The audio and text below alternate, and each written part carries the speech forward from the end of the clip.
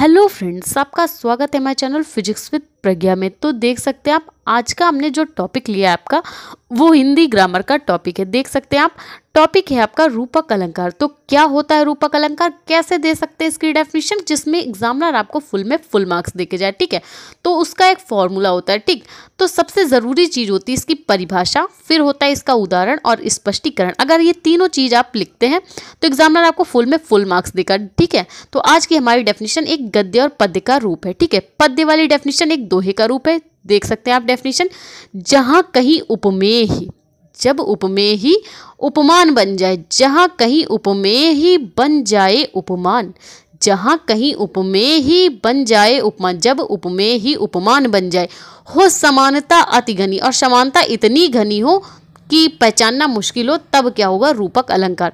जहां कहीं उपमेय ही बन जाए उपमान, हो समानता अति घनी, तो रूपक ही जान। ठीक, जब उपमेय ही आपका उपमान बन जाए और समानता इतनी घनी हो कि डिफरेंस कर पाना भी मुश्किल हो, तो वहां पर क्या होता है आपका रूपक अलंकार होता है। ठीक है, तो ये थी आपकी इसकी पद्य वाली डेफिनेशन, एक दोहे का रूप। ठीक है, अब इस दोहे से आप गद्य में कैसे लिख सकते हैं डेफिनेशन, उसके बारे में बात कर लेते हैं। जब काव्य या साहित्य में, अलंकार कहाँ यूज होते हैं आपके, काव्य या साहित्य में ही यूज होते हैं।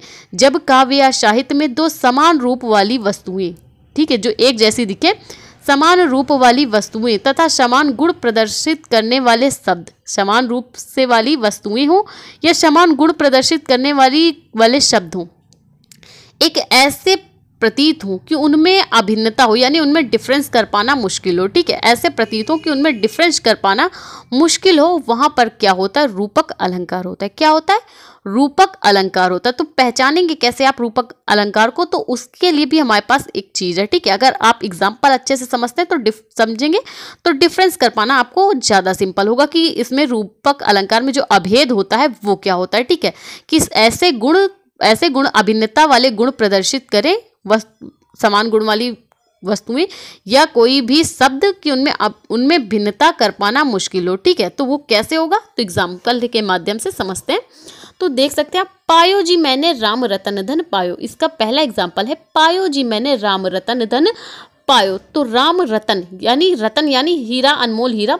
तो देख सकते हैं आप राम खुद ही अनमोल है। ठीक है, राम क्या है, एक अनमोल हीरे हैं। ठीक, तो जब भाई अनमोल है उसका कोई मोल ही नहीं लगाया जा सकता। फिर क्या कह रहा है, पायो जी मैंने राम रतन धन पायो, जब अनमोल चीज ही पा लिया है तो वो धन कैसा है। ठीक है, तो राम अनमोल है और फिर भी धन पा लिया है, राम रूपी अनमोल धन पा लिया है, तो वो पहले ही अनमोल है राम, और फिर धन, तो जब अनमोल है तो धन की क्या आवश्यकता। ठीक है, तो एक जैसे शब्द एकदम अभेदता। ठीक है, रतन भी है और धन भी है।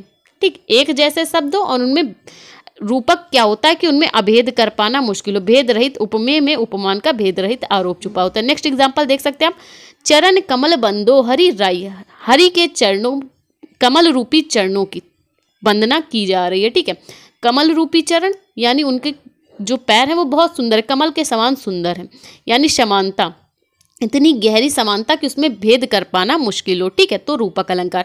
प्रस्तुत पंक्ति में राम रतन आपका उपमेय है और धन क्या है, उपमान। उपमेय में उपमान का, राम रतन में धन का क्या है, भेद रहित आरोप छुपा है। अतः यहाँ पर क्या है, इनके गुणों में अभिन्नता है कि मतलब इनकी तुलना कर पाना संभव है। एक ही जैसे शब्द है, इनकी तुलना कर पाना संभव है। उपमेय में उपमान का भेद रहित आरोप, अतः यहाँ पे रूपक अलंकार है। तो भाई अगर आपको रूपक अलंकार की डेफिनेशन समझ में, उदाहरण समझ में, स्पष्टीकरण समझ में, तो प्लीज वीडियो को लाइक और हमारे चैनल को सब्सक्राइब करें।